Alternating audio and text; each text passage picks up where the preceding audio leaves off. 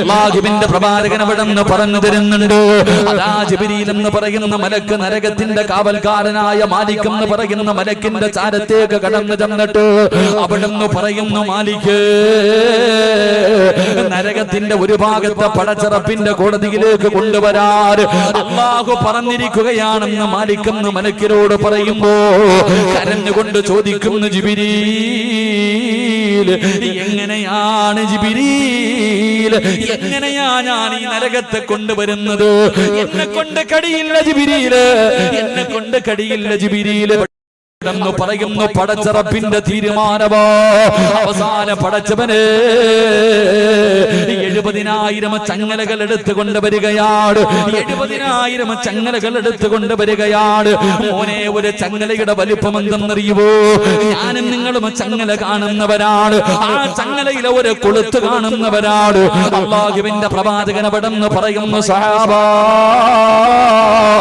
ആ നരകത്തിലേക്ക് കൊണ്ടുപോകുന്ന, ആ നരകത്തെ വലിച്ചു കൊണ്ടുപോകുന്നതിന് വേണ്ടി എടുക്കുന്ന ഒരു ചങ്ങലയുണ്ടല്ലോ, ആ ചങ്ങലയിലെ ഒരു കൊളുത്തുണ്ടല്ലോ, ഈ ദുനിയാവിനെക്കാളും വലുതാണെന്ന് നബി മുഹമ്മദ് മുസ്തഫ.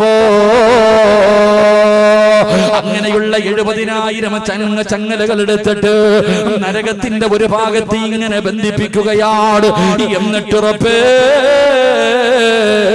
ഒരു ചങ്ങലയിൽ 70,000 മലക്കുകള്, കോടാനുകോടി മലക്കുകള് അല്ലാഹുവിന്റെ അദാബുകൾ കൊണ്ട് നിറച്ച നരകത്തെ വലിച്ചു കൊണ്ടുവരുന്ന ഒരു ദിവസമുണ്ടല്ലോ. ഇതിന് സാരമല്ലല്ലോ, ഇതാരെങ്കിലും വെറുതെ പറഞ്ഞതല്ലല്ലോ, ഇതൊരു സാങ്കല്പിക കഥയല്ലല്ലോ.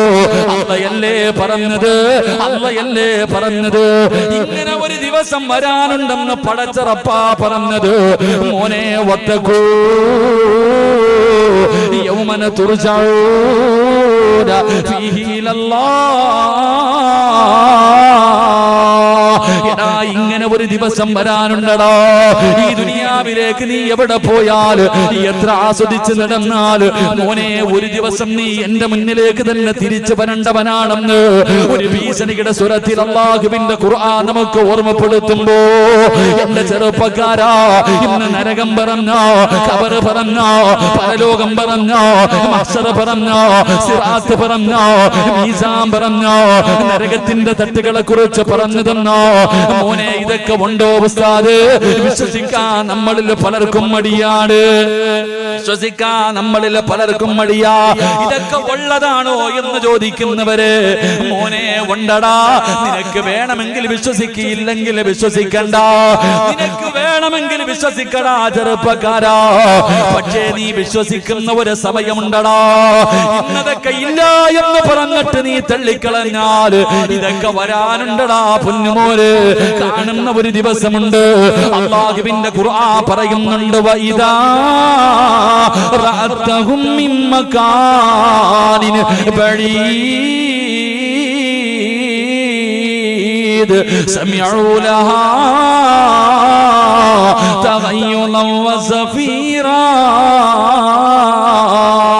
നാളെ പടച്ചറപ്പിന്റെ കോടതിയിൽ ഞാനും നിങ്ങളും ഇങ്ങനെ നിൽക്കുമ്പോ അതാ മാലിക്കും മലക്കും തന്റെ അനുയായികളും കരഞ്ഞു വിളിച്ചുകൊണ്ട് പടച്ചറപ്പിന്റെ അദാബുകൾ കൊണ്ട് നിറച്ച ആ നരകമുണ്ടല്ലോ, ആ നരകത്തെ ഇങ്ങനെ വലിച്ചു കൊണ്ടുവരുന്ന രംഗം കാണുമ്പോ വിശ്വസിക്കാത്ത ചെറുപ്പക്കാരാ, വെറുതെയാണെന്ന് പറഞ്ഞ് കളിയാക്കി യുവത്തവേ, ഇതൊക്കെ ഉസ്താദന്മാരെ കള്ളം പറയുന്നതാണെന്ന് പറഞ്ഞ പെങ്ങള്, ഇതെല്ലാം ഇങ്ങനെ കൊണ്ടുവരുന്നത് കാണുമ്പോ നീ അല്ലാഹുവിന്റെ മുന്നിൽ കിടന്ന് യാചിക്കുമടാ.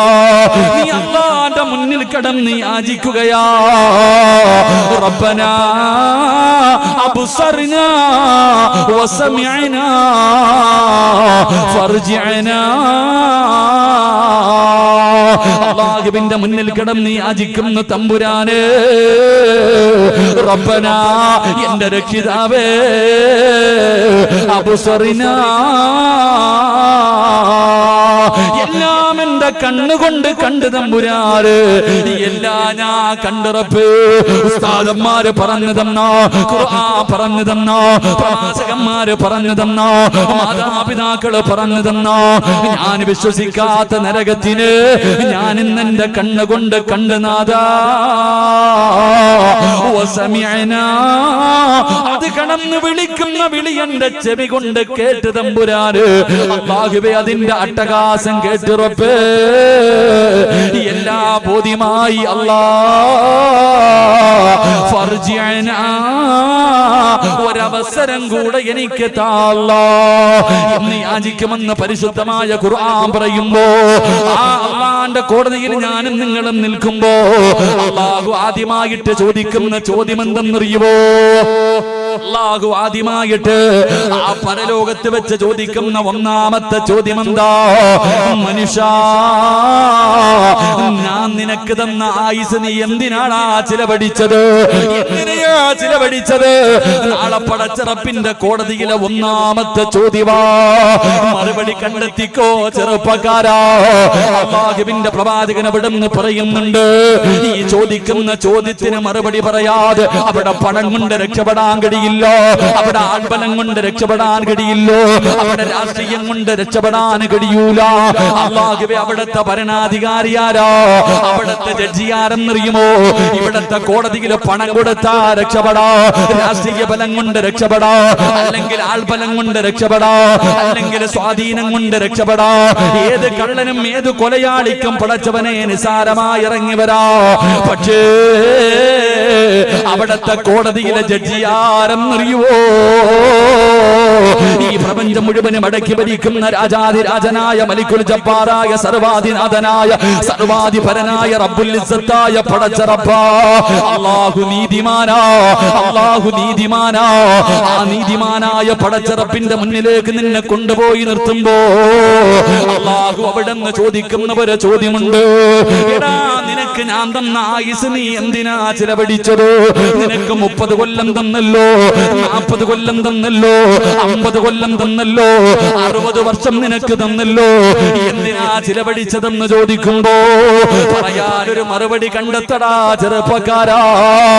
2018 അല്ലാഹു നിനക്ക് 360 ദിവസം തന്നല്ലോ, നിനക്ക് അല്ലാഹു 1 കൊല്ലം തന്നല്ലോ. ഈ കഴിഞ്ഞു പോയ 1 കൊല്ലത്തിൽ നീ എന്തേ ചെയ്തതെന്ന് ഈ സദസ്സിലിരുന്നിട്ട് ഞാൻ ഉൾപ്പെടെയുള്ളവർക്ക് ചിന്തിക്കാനുള്ള സദസ്സാ. അല്ലാഹുവിന്റെ റസൂൽ അവിടുന്ന് പറഞ്ഞു, ഹസിബൂ ഖബല അൻ തുഹാസബൂ. വിചാരണയ്ക്ക് മുമ്പിൽ സ്വന്തമായിട്ടൊന്ന് വിചാരണ ചെയ്യുന്നത്, അല്ലാഹുവിന്റെ വിചാരണ കടന്നു വരുന്നതിന് മുമ്പ് സ്വന്തമായിട്ട് നീ ഒന്ന് വിചാരണ നടത്തുന്നത് നല്ലതാ. മഹാനായ സയ്യിദുനാ ഉമർ ഇബ്നുൽ ഖത്താബ്, പടച്ചവരെ കിസ്റയെയും കൈസറിനെയും വിറപ്പിച്ച ഉമർ ഇബ്നുൽ ഖത്താബ് റളിയല്ലാഹു തആല അൻഹു. അല്ലാഹുവേ, ഉമർ തങ്ങൾ ആരെന്നറിയുമോ? റസൂലുള്ളാഹിന്റെ തലയെടുക്കുന്നതിന് വേണ്ടി കടന്നുപോയ ഉമർ ഇബ്നുൽ ഖത്താബ് തങ്ങൾ അല്ലാഹുവിന്റെ പരിശുദ്ധമായ ഖുർആൻ ഒരൊറ്റ ആയത്ത് കേട്ടപ്പോ പടച്ച റബ്ബിന്റെ ദീനിലേക്ക് കടന്നു വന്ന ഉമർതങ്ങളുണ്ടല്ലോ, ആ ഉമർതങ്ങൾ നടക്കുന്ന വഴിയിലൂടെ ഇബ്ലീസിന് നടക്കാ പേടിയാ. ഉമർ ഇബ്നുൽ ഖത്താബ് റളിയല്ലാഹു തആല അൻഹു എഴുന്നേറ്റ് നിന്നിട്ട് പറയുന്നു, നബിയേ, യാ റസൂലല്ലാഹ്, ഈ ഉമറിനോടെങ്ങാണം അങ്ങനെ ചോദിച്ചാ ഖബറിന്റെ അകത്ത് മയ്യത്ത് കൊണ്ടുവച്ച് വെള്ള തുണിയിൽ പൊതിഞ്ഞിട്ട് ഖബറിന്റെ അകത്ത് ഇറക്കി വെച്ച് പിടിമണ്ണ് വാരിയെറിഞ്ഞ് പലകയിടത്ത് നിരത്തിയിട്ട് മീസാങ്കലിനും നട്ടിട്ട് എല്ലാവരും പോകുമ്പോ അതിനകത്ത് വരുന്ന മുൻകറും നക്കീറെന്ന് പറയുന്ന 2 മലക്കുകളുണ്ടല്ലോ, അവരെന്നോട് ചോദ്യം ചോദിച്ചാ, ഉമറേ നിന്റെ റബ്ബാരെന്ന് ചോദിച്ചാ ഞാൻ തിരിച്ചു ചോദിക്കും, നിന്റെ റബ്ബ് തന്നെയാ എന്റെ റബ്ബ്. ആ മലക്കിനോട് ഞാൻ തിരിച്ചു പറയും, നിങ്ങളുടെ 2 പേരുടെയും റബ്ബാരാണോ? ആ റബ്ബാട് എന്റെ റബ്ബെന്ന് ഞാൻ പറയുമെന്ന ചങ്കൂറ്റത്തോട് പറഞ്ഞ മഹാനായ സയ്യിദുനാ ഉമർ ഇബ്നുൽ ഖത്താബ് റളിയല്ലാഹു തആല അൻഹു. അല്ലാഹുവേ, ആ ഉമർ തങ്ങളുടെ ജനാസ കുളിപ്പിക്കുന്ന സമയത്ത് ആ ഉമർ തങ്ങളുടെ ജനാസ കുളിപ്പിക്കുമ്പോ സഹാബികൾ വല്ലാതെ അത്ഭുതപ്പെടുകയാണ്. കാരണം ശരീരം മുഴുവനും പാട് കാണുകയാ. തന്റെ ശരീരത്തിന്റെ ഭാഗങ്ങൾ മുഴുവനും പടച്ചവനെ ചാട്ടമാറുകൊണ്ട് തല്ലിയ പാട് കാണുകയാ. അല്ലാഹുവേ, അവിടെ നിന്ന് അന്വേഷിച്ചപ്പോ മയ്യത്ത് കുളിപ്പിച്ച സ്വഹാബികൾ അന്വേഷിച്ചു, ഈ പാടിന്റെ കാരണമെന്താ? എന്റെ പ്രിയപ്പെട്ട ചെറുപ്പക്കാരാ, പാതിരാത്രി തന്റെ വീടിന്റെ അകത്ത് കയറിയിരുന്നിട്ട് എല്ലാവരും ഉറങ്ങിക്കഴിയുമ്പോ ഒറ്റയ്ക്ക് തന്റെ വീടിന്റെ അകത്ത് കയറിയിട്ട് ചാട്ടവാറ് കൊണ്ട് തന്റെ ശരീരത്തിലേക്ക് തല്ലിയിട്ട്, ഇന്ന് നീ അങ്ങനെ ചെയ്തല്ലോ, ഇന്ന് നീ പാപം ചെയ്തല്ലോ എന്ന് സ്വന്തം വിചാരണ ചെയ്യുമായിരുന്നു എന്ന് ചരിത്രം പറയുമ്പോ, എന്റെ പ്രിയമുള്ള സഹോദരാ, ഈ ഡിസംബർ 31 നിനക്കൊരു വിചിന്തനത്തിന്റെ, കഴിഞ്ഞുപോയ ഒരു വർഷക്കാലം നീ ചെയ്തു കൂട്ടിയതെ കുറിച്ച് നിനക്കൊരു ചിന്തിക്കാനുള്ള സമയമോ, ഒരു വിചാരണ നടത്താനുള്ള സമയമോ.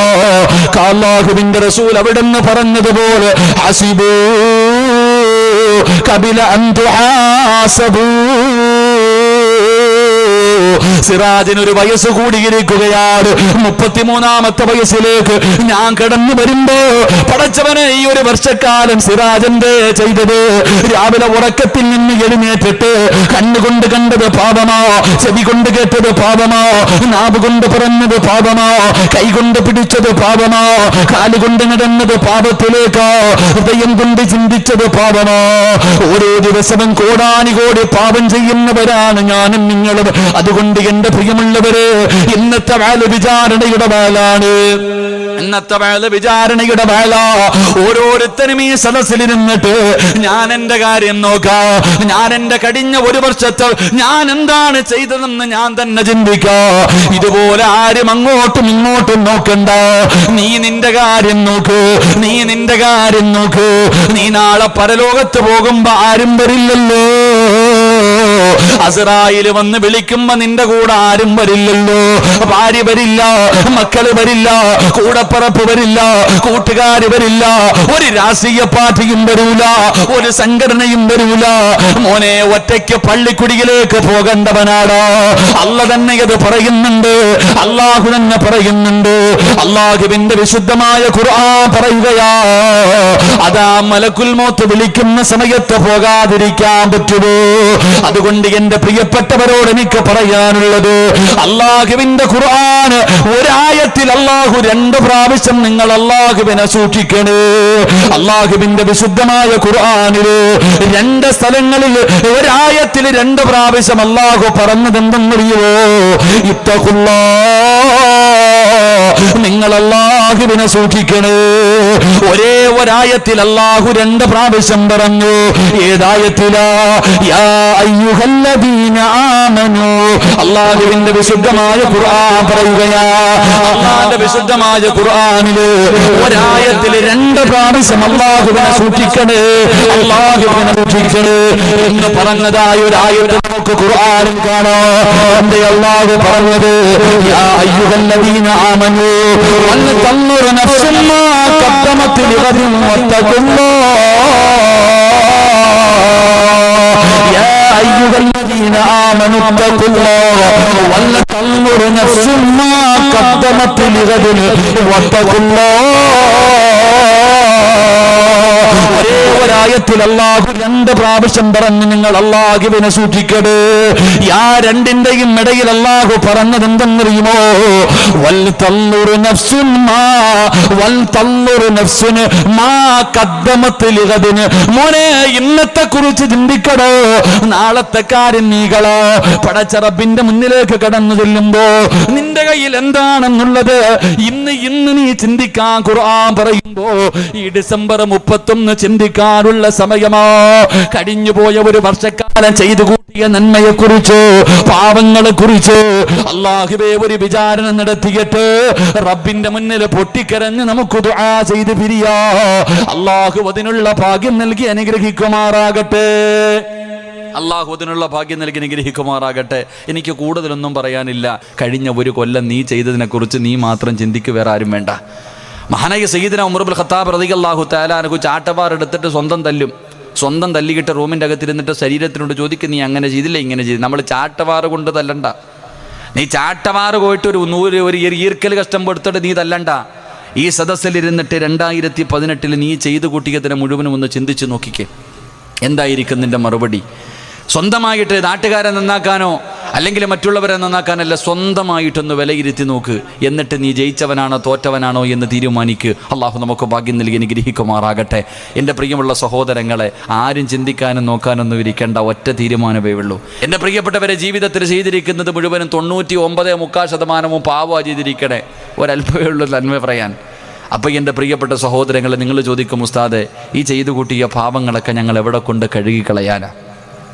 ഈ ചെയ്തു കൂട്ടിയിരിക്കുന്ന പാപങ്ങൾ, ഒരുപാട് ജീവിതത്തിൽ പാപം ചെയ്തല്ലോ, ഈ പാപങ്ങൾ മുഴുവനും ഞങ്ങൾ എവിടെ കൊണ്ട് കഴുകിക്കളയാനാ? മോനെ, അതിനുള്ള മറുപടി അല്ല തന്നെ പറയുന്നുണ്ടാ. ഖുർആൻ എല്ലാം അല്ല പറയുന്നുണ്ട്. അള്ളാഹുവിൻ്റെ വിശുദ്ധമായ ഖുർആനിൽ നീ ചോദിക്കുന്ന എല്ലാ ചോദ്യങ്ങൾക്കും മറുപടി അല്ല തന്നെ പറയുന്നുണ്ട്. അള്ളാഹു പഠിക്കാൻ ഭാഗ്യം തരുമാറാകട്ടെ. എന്താ അള്ളാഹു പഠിക്കാൻ ഭാഗ്യം തരുമാറാകട്ടെ. അള്ളാഹിൻ്റെ ഖുർആനിൽ ഏറ്റവും കൂടുതൽ പ്രാവശ്യം അള്ളാഹു പറഞ്ഞത് എന്താ? അള്ളാഹുവിൻ്റെ വിശുദ്ധമായ ഖുർആനിൽ അള്ളാഹു ഏറ്റവും കൂടുതൽ പ്രാവശ്യം പറഞ്ഞ എന്താ? നീ ചിന്തിക്കാത്ത എന്തെന്ന് അള്ള ചോദിച്ചാൽ, എടാ നീ ബുദ്ധിയുള്ളവനല്ലേ? അള്ള ചോദിച്ചൊരു ചോദ്യമുണ്ട്, എടാ നീ ചിന്തിക്കാൻ കഴിവുള്ളവനല്ലേ, എന്തേ നീ ചിന്തിക്കാത്ത? അള്ള ചോദിച്ചതാ, ചിന്തിക്ക്. അള്ളാഹുവിൻ്റെ വിശുദ്ധമായ ഖുർആൻ എല്ലാത്തിനും മറുപടി പറയുന്നുണ്ട്. നിൻ്റെ ഒരു ചോദ്യം, എല്ലാ ചോദ്യങ്ങൾക്കുമുള്ള മറുപടി അള്ളാഹു പണ്ടേ പറഞ്ഞു വെച്ചിട്ടുണ്ട്. അള്ളാഹു പഠിക്കാൻ ഭാഗ്യം തരുമാറാകട്ടെ. ചെയ്തു പോയ പാവങ്ങൾ അള്ളാഹുവിന്റെ മുന്നിൽ നിന്ന് ഏറ്റു പറയാ കഴിയുമോ? എടാ, എത്ര പാപം ചെയ്താലും നിനക്ക് അള്ളാഹു പുറത്തു തരും. നീ എത്ര കൊല ചെയ്തവനാകട്ടെ, എടാ 100 കൊല ചെയ്തവൻ അള്ളാഹു പുറത്തു കൊടുത്തല്ലോ. മക്കളെ കുടിച്ച് മൂടിയവൻ അള്ളാഹു പുറത്തു കൊടുത്തല്ലോ. എത്രയോ അപരാധികൾക്ക് അള്ളാഹു പുറത്തു കൊടുത്തു. അതുകൊണ്ട് മോനെ, അല്ലാഹു ഗഫൂറാണ്, അല്ലാഹു റഹീമാണ്.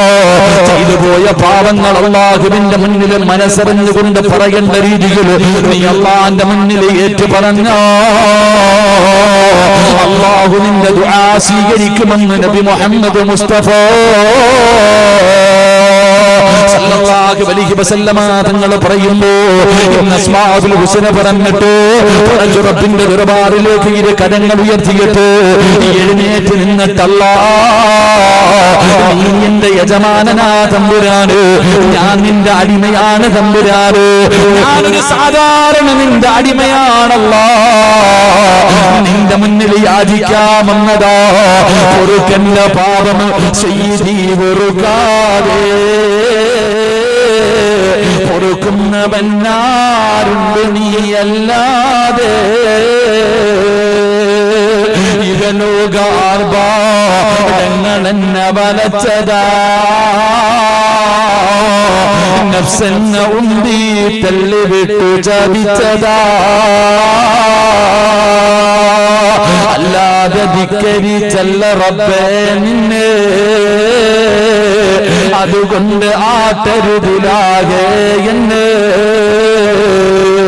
അസ്മാഉൽ ഹുസ്ന പറഞ്ഞിട്ട് എഴുന്നേറ്റ് നിന്നിട്ട് പറയണമല്ലോ, നീ എന്റെ യജമാനനോ, ഞാൻ നിന്റെ അടിമയോ, ഞാൻ നിന്റെ അടിമയോ, നിന്റെ മുന്നിൽ യാചിക്കാമെന്നവനാണ് തമ്പുരാന്. പടച്ചവനെ, നിന്നെക്കാല് പൊറുക്കുന്ന ഒരാളും ഈ ലോകത്തില്ല അല്ലാ. നീ കാരുണ്യമാനോ, നീ ദയാലുവോ, നിന്റെ അടിമയുടെ കണ്ണ് നിറയുന്നത് നിനക്ക് ഇഷ്ടമല്ല തമ്പുരാന്. ജീവിതത്തിൽ ഒരുപാട് പാപങ്ങൾ ചെയ്തു, എല്ലാം എന്റെ ശരീരം എന്നെ പിഴപ്പിച്ചതാ തമ്പുരാന്, എന്നെ ശൈത്താൻ നശിപ്പിച്ചതാണ് തമ്പുരാന്. അറിഞ്ഞുകൊണ്ട് ചെയ്തതല്ലോ, വികാരം കൊണ്ട് ചെയ്തതല്ലോ, എല്ലാ പുറത്തുതരുടെയും അസ്മാഉൽ ഹുസ്ന പറഞ്ഞിട്ട് ചെയ്തു പോയ പാപങ്ങൾ മുഴുവനും ദുനിയാവിലെ ഈ സ്വർഗ്ഗത്തിൽ കുടിച്ചു മൂടിയിട്ട് വേണം നമുക്ക് പിരിയാ. അല്ലാഹു അതിനുള്ള ഭാഗ്യം നൽകി അനുഗ്രഹിക്കുമാറാകട്ടെ. അല്ലാഹു അതിനുള്ള ഭാഗ്യം നൽകി അനുഗ്രഹിക്കുമാറാകട്ടെ. അതുകൊണ്ട് എന്റെ പ്രിയമുള്ള സഹോദരങ്ങളെ, ഇന്ന് തൗബയുടെ ദിവസമാണ്, ഇന്ന് ദുആഇന്റെ ദിവസമാണ്. ചെയ്തു പോയ പാപങ്ങൾ മുഴുവനും ഇവിടെ കഴുകിക്കളഞ്ഞാൽ അല്ലാഹു പുറത്തു തരുമെന്ന് അല്ലാഹു തന്നെ പറഞ്ഞിട്ടുണ്ട്. അല്ലാഹു പറഞ്ഞു, എന്റെ അടിമ എന്ത് പാപം ചെയ്താലും എന്നോട് ചോദിക്കാൻ പറ. നബിയോട് പറഞ്ഞു കൊടുത്തു. അവര് ചോദിക്കും അല്ല എവിടാണെന്ന്, നബിയോട് ചോദിക്കും അല്ല എവിടാണെന്ന് ചോദിക്കുമ്പോൾ പറയണം, വഇദാ സഅലക ഇബാദി അന്നി ഫഇന്നി ഖരീബ് ഉജീബു ദഅവത ദാഇ ഇദാ ദഅാനി ഫല്യസ്തജീബു ലി. അല്ലാഹുവിന്റെ ഖുർആൻ പറയുന്നുണ്ട്. അവർ ചോദിക്കും നബിയെ, ഞാൻ വിളിച്ചാൽ എവിടെ ഇരിക്കുന്നു, അല്ലെങ്കിൽ അല്ലാഹ് എവിടെ ഇരിക്കുന്നു അവർ ചോദിക്കുമ്പോൾ പറഞ്ഞു കൊടുക്കണം, ഈ കണ്ണിന്റെ നരമ്പുണ്ടല്ലോ, ഈ കണ്ണിന്റെ നരമ്പ് അവനിലേക്ക് അടുത്തിരിക്കുന്നതിനേക്കാൾ ഞാൻ അടുത്തുണ്ട്, എന്നോട് ചോദിക്കാൻ പറ നബിയെ, ഞാൻ പുറത്തു കൊടുക്കാമെന്ന് അള്ളാഹു തന്നെ പറഞ്ഞിട്ടുണ്ട്. അതുകൊണ്ട് യൂനുസ് നബി കടലിന്റെ ഉള്ളറയിൽ കടന്ന് മീനിന്റെ വയറ്റിൽ കിടന്നിട്ട് ഒരൊറ്റ ദിക്റേ പറഞ്ഞുള്ളൂ, ലാ ഇലാഹ ഇല്ലാ അന്ത സുബ്ഹാനക ഇന്നി കുന്തു മിനൽ ളാലിമീൻ. ഈ ദിക്ർ പറഞ്ഞതുകൊണ്ടാ യൂനുസ് നബി മീനിന്റെ വയറ്റിൽ നിന്ന് കരയിലേക്ക് കയറിയത്. ഇല്ലെങ്കിൽ ഖിയാമത്ത് നാൾ വരെ അവിടെ കടക്കേണ്ടി വരുമായിരുന്നു എന്ന് നബി മുഹമ്മദ് മുസ്തഫ. ഉറക്കെ നബി മുഹമ്മദ് മുസ്തഫ, ഉറക്കെ നബി മുഹമ്മദ് മുസ്തഫ സ്വല്ലല്ലാഹു അലൈഹി വസല്ലം. അല്ലാഹു നമ്മുടെ ഈ സദസ്സ് കബൂലാക്കുമാറാകട്ടെ.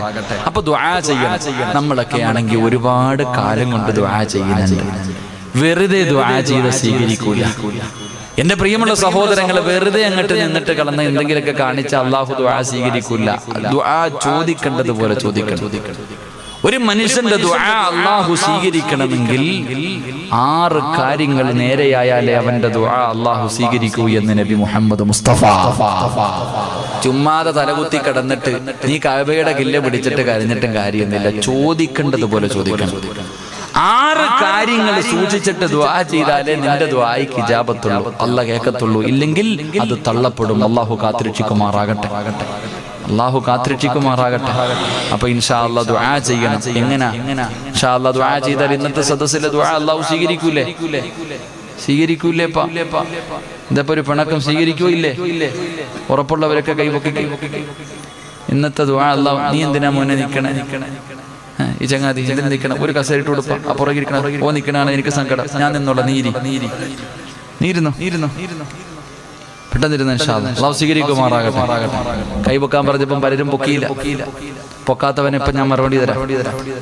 എന്റെ പ്രിയമുള്ള സഹോദരങ്ങളെ, മഹാനായി നബി മുഹമ്മദ് മുസ്തഫ സ്വല്ലല്ലാഹു അലൈഹി വസല്ലമ തങ്ങൾ പറയുന്ന, നാളെ പടച്ച റബ്ബിന്റെ പരലോകത്തൊരു മനുഷ്യനെ കൊണ്ടുവരും. എന്നിട്ട് നോക്ക്, അള്ളാഹുവിന്റെ മുന്നിൽ നാളെ പരലോകത്തൊരു മനുഷ്യനെ കൊണ്ടുവന്നു.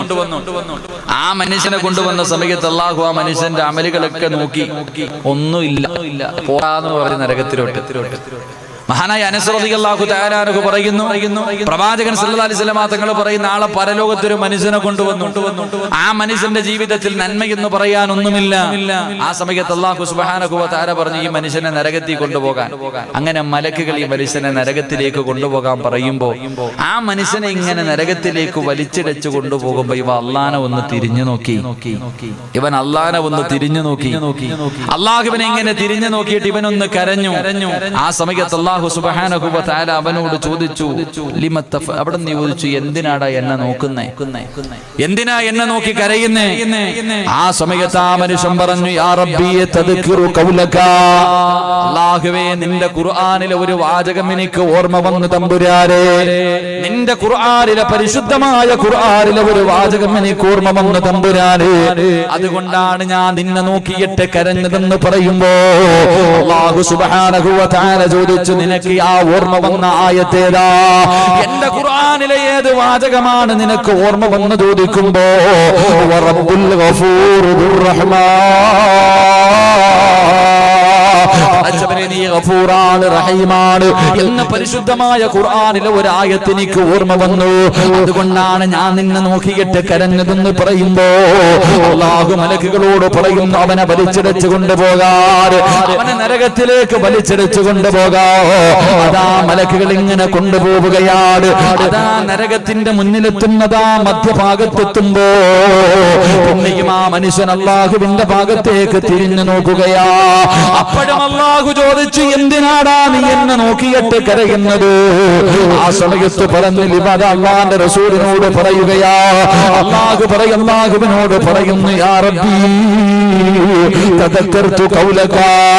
നിന്റെ ഖുർആനിലെ ഒരു വാചകം എനിക്ക് ഓർമ്മ വന്നു തമ്പുരാനേ.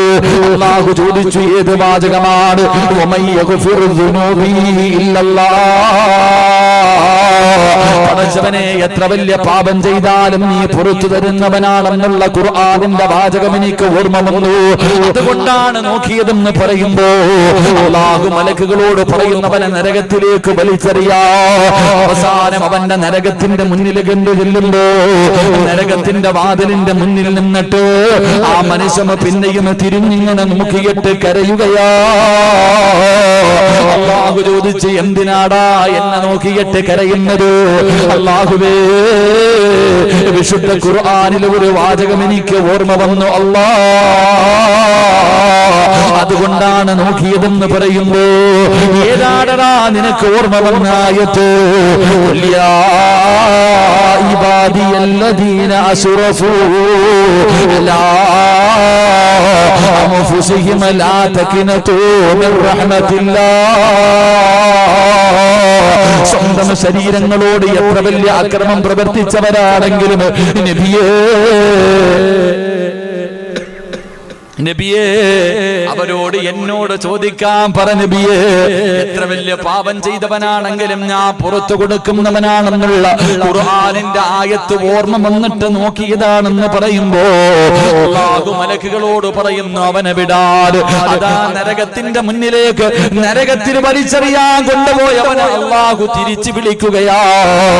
അല്ലാഹു തിരിച്ചു വിളിച്ചിട്ട് പറയുന്നു, ഈ സ്വർഗമുണ്ടല്ലോ, അല്ലാഹുവിന്റെ റസൂൽ പറയുന്നു, ദുനിയാവും അതിന്റെ 10 ഇരട്ടി വലുപ്പമുള്ള ഒരു സ്വർഗം ഞാൻ നിനക്ക് തരികയാ. എന്തിനാണെന്നറിയുമോ? എന്നെ കൊണ്ട് പ്രതീക്ഷ വെച്ചതിന്റെ പേരില്, അല്ലാഹുവിനെ കൊണ്ട് പ്രതീക്ഷ വെച്ചതിന്റെ പേരില് അല്ലാഹു ആ മനുഷ്യന് സ്വർഗം കൊടുത്തെന്ന് പ്രവാചകൻ അവിടെ പറഞ്ഞു തരുമ്പോ, സഹോദരാ, ദുആ ചെയ്താ സ്വീകരിക്കണോ?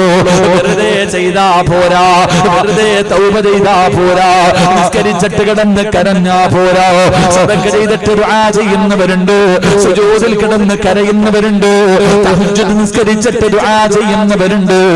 എങ്കിലൊരു മനുഷ്യന്റെ തൗബ അല്ലാഹു സ്വീകരിക്കണമെങ്കിൽ റസൂലുള്ളാഹി പറയുകയാ, 6 നിയമങ്ങളുണ്ടെന്ന് നബി മുഹമ്മദ് മുസ്തഫ. ഉറക്കെ നബി മുഹമ്മദ് മുസ്തഫ, ഉറക്കെ നബി മുഹമ്മദ് മുസ്തഫ സല്ലല്ലാഹു അലൈഹി വസല്ലമ തങ്ങൾ പറഞ്ഞു, ഒരു മനുഷ്യന്റെ ദുആ അല്ലാഹു സ്വീകരിക്കണമെങ്കിൽ വെറുതെ സ്വീകരിക്കൂല. എത്ര നിയമം? 6 നിയമങ്ങൾ പാലിച്ചിട്ട് ദുആ ചെയ്താലേ അവന്റെ തൗബ അല്ലാഹു സ്വീകരിക്കൂ എന്ന് നബി മുഹമ്മദ് മുസ്തഫ. അല്ലാഹുവിന്റെ റസൂൽ പറഞ്ഞു, നമുക്ക് പഠിക്കാൻ അല്ലാഹു ഭാഗ്യം തരുമാറാകട്ടെ. ഈ 6 കാര്യങ്ങൾ സൂക്ഷിച്ചിട്ട് ദുആ ചെയ്താൽ ദുആ സ്വീകരിക്കും. നിന്റെ ദുആ അല്ലാഹു സ്വീകരിച്ചോ എന്നറിയാൻ, ഒരാളുടെ ദുആ അല്ലാഹു സ്വീകരിച്ചോ എന്നറിയാൻ 8 അടയാളമുണ്ടെന്ന് നബി മുഹമ്മദ് മുസ്തഫ. ഒരാൾ ദുആ ചെയ്തു, ഈ ചെയ്ത ദുആ അല്ലാഹു സ്വീകരിച്ചോ എന്നറിയാനുള്ള വഴിയുണ്ട്. 8 അടയാളങ്ങളുണ്ട്. ആ 8 അടയാളങ്ങൾ ഉണ്ടെങ്കിൽ നീ ചെയ്ത കാര്യം അല്ലാഹു സ്വീകരിച്ചിട്ടുണ്ട്. അല്ലാഹു ഈമാൻ തരുമാറാകട്ടെ, അല്ലാഹു ഈമാൻ തരുമാറാകട്ടെ. 6 പറയാൻ പറ്റി. ഇപ്പൊ തന്നെ 10:45 കഴിഞ്ഞു. ഇനി 1 മണിക്കൂറേ ഉള്ളൂ. ഈ 1 മണിക്കൂറിന്റെ ഉള്ളിൽ 6 പറഞ്ഞു തീർക്കണമെന്ന് എനിക്ക് ആഗ്രഹമുണ്ട്. 6 പറയാം ഇൻഷാ അല്ലാഹ്. ബാക്കി 8 അടയാളം അടുത്ത സദസ്സിൽ എവിടെങ്കിലും വെച്ച് പറയാം. ഒരാളുടെ തൗബ അല്ലാഹു സ്വീകരിച്ചെങ്കിൽ 8 അടയാളം. ഇവിടെ പരിസരത്തെ കണ്ടൊരു പടി വേണ്ടല്ലോ. ഇപ്പൊ തസ്ലീം എന്താ പള്ളത്തൂരോ? നിങ്ങളിതെല്ലാം കണ്ണെടുത്തിട്ട് ചോദിച്ചാൽ എനിക്കിങ്ങനെ അറിയാനാ. അപ്പൊ അൽഹംദുലില്ലാ, അല്ലാഹു പഠിക്കാൻ ഭാഗ്യം തരുമാറാകട്ടെ. അപ്പൊ ഒരു മനുഷ്യന്റെ ദുആ. നിങ്ങൾ ഇരിക്കൂലേ? ഇപ്പൊ ഒരു പിണക്കം എന്താ? എടാ, ഇത് വായിക്കണമെങ്കിൽ എനിക്ക് മലയാളം അറിയണം. ഈ സ്ഥലപ്പേര് തന്നെ വായിക്കണമെങ്കിൽ ഇത്തിരി പാടാം. എന്നാടാ 29-ാം തീയതി. എന്താ സ്ഥലപ്പേരെന്താ? പള്ളത്തൂർ. നീ എന്താ വേർക്കണത്? ഒരുപാട് വേർക്കും കേട്ടാ. ഒരു മനുഷ്യന്റെ ദുആ അല്ലാഹു സ്വീകരിക്കണമെങ്കിൽ, ഒരു മനുഷ്യന്റെ തൗബ അല്ലാഹു സ്വീകരിക്കണമെങ്കിൽ 6 നിയമങ്ങളുണ്ട്. അത് പാലിച്ചുകൊണ്ട് ദുആ ചെയ്താലേ അല്ലാഹു സ്വീകരിക്കൂ. അല്ലാഹു ഈമാൻ തരുമാറാകട്ടെ, അല്ലാഹു ഈമാൻ തരുമാറാകട്ടെ. വിഷമമൊന്നും ഇല്ലല്ലോ? പിണക്കൊന്നും ഇല്ലല്ലോ എന്നോട്? ചൊടിയുണ്ടാ? ഉണ്ടാർക്കെങ്കിലും? നിങ്ങൾക്ക് ആർക്കും ഞാൻ 5 നയാ പൈസ തരാനില്ലല്ലോ, പിന്നെ എന്തിനാ ചൊടിക്കണേ? നമ്മൾ തമ്മിൽ എന്തെങ്കിലും ബാധ്യത ഉണ്ടോ? ഹക്കടപാടുണ്ടോ? ഒന്നുമില്ല. ഇൻഷാ അല്ലാഹ് നമുക്ക് എല്ലാവർക്കും അല്ലാഹു സുബ്ഹാനഹു വ തആല മരിക്കുന്നതിന് മുമ്പ് ഹജ്ജ് ചെയ്യാനുള്ള തൗഫീഖ് അനുഗ്രഹിക്കുമാറാകട്ടെ. അല്ലാഹു ഹജ്ജ് ഉംറയൊക്കെ ചെയ്യാൻ ഭാഗ്യം തരുമാറാകട്ടെ. നിങ്ങളൊക്കെ ദുആ ചെയ്യണം. എനിക്കാണെങ്കിൽ എൻ്റെ ഫാമിലി ആയിട്ട് ഉംറ പലരും ഡേറ്റ് ചോദിക്കുന്നുണ്ട്, കൊടുക്കായില്ലപ്പ. ഞാനൊന്ന് ഉംറയ്ക്ക് പോകണം, എൻ്റെ മോനെയും കൊണ്ട്, എൻ്റെ ഭാര്യയും മക്കളെയും കൊണ്ട് എനിക്ക് ഇൻഷാ അല്ലാഹ് മാർച്ച് മാസം അവസാനം ഉംറയ്ക്ക് പോകണമെന്ന് ആഗ്രഹമുണ്ട്. ഇവിടെ കാസർഗോഡുള്ള ഒരു ഗ്രൂപ്പിലാ പോണേ. കമ്മീഷനൊന്നും ഇല്ല, ആരും കണ്ടൊക്കെ കൂടിക്കോണം കേട്ടോ. കമ്മീഷൻ പണിയാരൊന്നുമില്ല, എന്തെങ്കിലും ഉണ്ട് കൂടിക്കോണം. അല്ലെങ്കിൽ എവിടെയെങ്കിലും ആരെയൊക്കെ എൻ്റെ ഗ്രൂപ്പിൽ വരണമെന്ന് നിർബന്ധം എൻ്റെ ഒന്നും അല്ല. ഞാൻ പോണ ഗ്രൂപ്പിൽ വരണമെന്ന് നിർബന്ധമൊന്നുമില്ല. അത് പറഞ്ഞപ്പോൾ ഞങ്ങൾക്ക് കമ്മീഷൻ ഉണ്ട്, നിർബന്ധമില്ല. എല്ലാവരും മരിക്കുന്നതിന് മുമ്പ് മക്കത്ത് പോകണം. അല്ലാഹു ഭാഗ്യം തരുമാറാകട്ടെ. പോകണ്ടേ? പോണോ? അങ്ങനത്തെ ഒരു മടി കാണിക്കട്ടെ. പറ മനുഷ്യ, പോണോ? ഉറക്ക ഇൻഷാ അല്ലാഹ് പറ. അല്ലാഹു ഇൻഷാ അല്ലാഹ് പറഞ്ഞവരെ മൊത്തം നീ അവിടെ എത്തിക്കണേ തമ്പുരാനെ. പറയാത്തവനെ ഒരവസരം കൂടെ തരാം. ഒന്ന് ഇൻഷാ അല്ലാഹ് പറഞ്ഞേ. ഇനി പറയാത്തവന്റെ കാര്യത്തിൽ അള്ളാഹിനെ തീരുമാനിക്കട്ടെ. ഞാൻ എന്താ പറയാ, ഓനങ്ങനാണല്ലോ. ശൈത്താനെക്കാളും വലിയ ശൈത്താന്മാരുണ്ട്. അല്ലാഹു കാത്തിരക്ഷിക്കുമാറാകട്ടെ. എന്റെ പ്രിയമുള്ള സഹോദരങ്ങളെ, അല്ലാഹുവിന്റെ പ്രവാചകൻ സല്ലല്ലാഹു അലൈഹി വസല്ലമ തങ്ങൾ പറയുകയാണ്, ഒരു മനുഷ്യന്റെ ദുആ അല്ലാഹു സ്വീകരിക്കണമെങ്കിൽ അല്ലാഹുവിന്റെ മുന്നിൽ കരങ്ങൾ ഉയർത്തിയിട്ട് പൊട്ടിക്കരഞ്ഞുകൊണ്ട് ദുആ ചെയ്യുന്നവരെ അല്ലാഹുവിന്റെ പ്രവാചകൻ സല്ലല്ലാഹു അലൈഹി വസല്ലമ തങ്ങൾ പറയുകയാണ്, ഒരു മനുഷ്യന്റെ തൗബ അല്ലാഹു സ്വീകരിക്കണമെങ്കിൽ ഒന്നാമത്തെ കണ്ടീഷൻ എന്തെന്നറിയുമോ? വമാ ഉമിറൂ إلا ليعبدوا الله مخلصين. ദുആ എന്ന് പറഞ്ഞാൽ ഇബാദത്താണ്. അല്ലാഹുവിന്റെ പ്രവാചകൻ പെട്ടെന്ന് പറയുന്നുണ്ട്, ദുആ എന്ന് പറഞ്ഞാൽ ഇബാദത്താണ്. അതാ വമാ ഉമിറൂ ഇല്ലാ ലിയഅബ്ദുല്ലാഹ മുഖ്ലിസീൻ. ഒരു മനുഷ്യന്റെ തൗബ അല്ലാഹു സ്വീകരിക്കണമെങ്കിൽ, ഒരു മനുഷ്യന്റെ ദുആ അല്ലാഹു സ്വീകരിക്കണമെങ്കിൽ ഒന്നാമത്തെ കണ്ടീഷൻ എന്തെന്നറിയോ? അവന് ഇഖ്ലാസ് ഉണ്ടാകണമെന്ന് നബി മുഹമ്മദ് മുസ്തഫ അല്ലാഹുവിന്റെ വിശുദ്ധമായ ഖുർആൻ പറയുകയാ. ഒന്നാമത്തെ നിയമം എന്തെന്നറിയുമോ? ഇഖ്ലാസോടുകൂടി ദുആ ചെയ്താലേ അല്ലാഹു സ്വീകരിക്കൂ. എന്റെ പ്രിയമുള്ളവരെ, അല്ലാതെ എത്ര കടന്ന് വിളിച്ച് കരഞ്ഞിട്ടും കൂവിയിട്ട് കാര്യമില്ല. എന്റെ പ്രിയപ്പെട്ടവരെ, സുജൂദിൽ കിടന്ന് കരഞ്ഞിട്ട് കാര്യമില്ല. ഇഖ്ലാസോടുകൂടി ദുആ ചെയ്താലേ സ്വീകരിക്കൂ. ദുആ ചെയ്യുന്നതിന് ചില മര്യാദകളുണ്ട്. മഹാനായ പ്രവാചകൻ സല്ലല്ലാഹു അലൈഹി വസല്ലമ തങ്ങൾ പറയുകയാ, റസൂലുള്ളാഹി പറയുന്ന സ്വഹാബ, അല്ലാഹുവിന്റെ പ്രവാചകൻ അവിടെന്ന് നോക്കുമ്പോ ഒരു മനുഷ്യന് ശബ്ദമുയർത്തി കേട്ട് കടന്നു വിളിച്ചുകൂടി കരഞ്ഞുകൊണ്ട് ദുആ ചെയ്യുകയാ. അല്ലാഹുവേ, കരഞ്ഞു വിളിച്ചുകൊണ്ട് ഇങ്ങനെ ദുആ ചെയ്യുകയാ. ആ മനുഷ്യനോട് അല്ലാഹുവിന്റെ റസൂൽ ചോദിച്ചു, മനുഷ്യ, കേൾവിയില്ലാത്തവനോടല്ല നീ കടന്ന് വിളിച്ചു പോകുന്നത്, കണ്ണിന് കാഴ്ചയില്ലാത്തവനോടല്ല നീ ചോദിക്കുന്നത്, കണ്ണിന് കാഴ്ചയുള്ളവനോടാണ്, ചെവി കേൾക്കുന്നവർ റബ്ബിനോടാ നീ ദുആ ചെയ്യുന്നത്. അതുകൊണ്ട് നീ നിന്റെ ശബ്ദം താഴ്ത്തിയിട്ട് ദുആ ചെയ്യണേ എന്ന് നബി മുഹമ്മദ് മുസ്തഫ സല്ലല്ലാഹു അലൈഹി വസല്ലമ തങ്ങൾ പറയുന്നു. ഒരു മനുഷ്യൻ ദുആ ചെയ്യുമ്പോ ഒരുപാട് വിളിച്ചു കൂവിയിട്ടും ദുആ ചെയ്യാൻ പാടില്ല, അതുപോലെ ശബ്ദം താഴ്ത്തിയിട്ടും ദുആ ചെയ്യാൻ പാടില്ല. രണ്ടിന്റെയും മധ്യത്തിലെ ദുആ ചെയ്യാവൂ എന്ന് നബി മുഹമ്മദ് മുസ്തഫ